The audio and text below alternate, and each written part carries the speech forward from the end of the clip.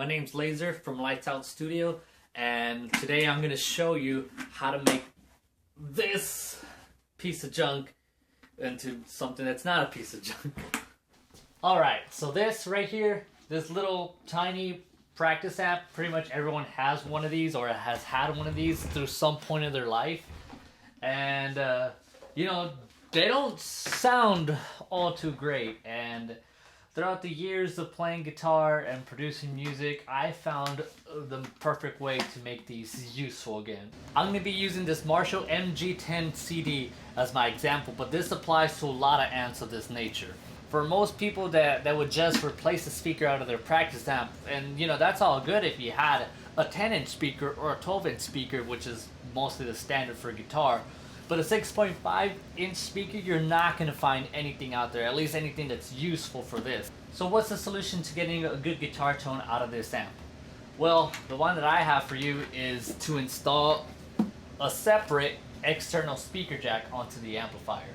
This one I have modified myself so I could be able to route the amplifier into a different speaker without having to use the stock. It could be routed out through a separate cabinet of any size. Okay, so I set up my amplifier in my live room.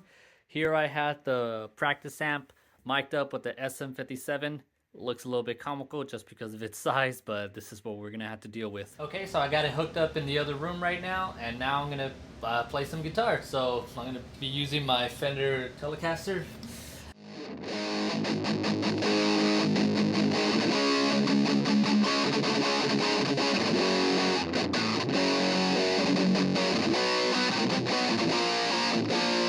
Okay, so now I'm going to pull out my Mesa 2x12 compact guitar cab and just straight back here, going to connect the output there into the output here.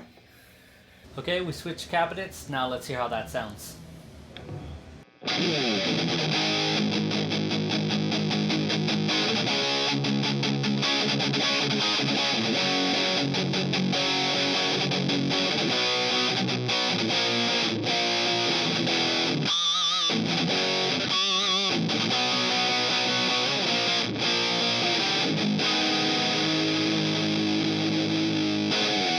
Now, I'll show you a little bit within a mix setting.